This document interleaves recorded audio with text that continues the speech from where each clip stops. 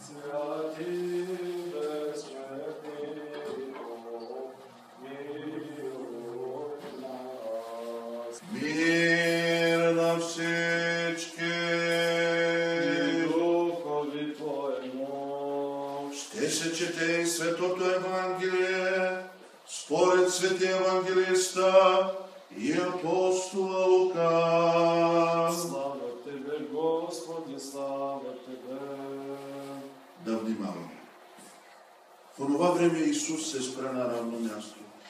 Там бяха мнозина негови ученици и голямо множество народ.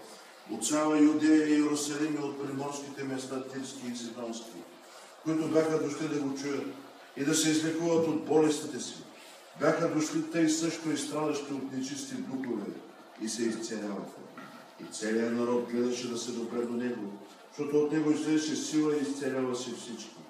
И той, като повдигна очи към учениците си, казваше: блажени вие, бедни духом, защото ваше е Царството Божие.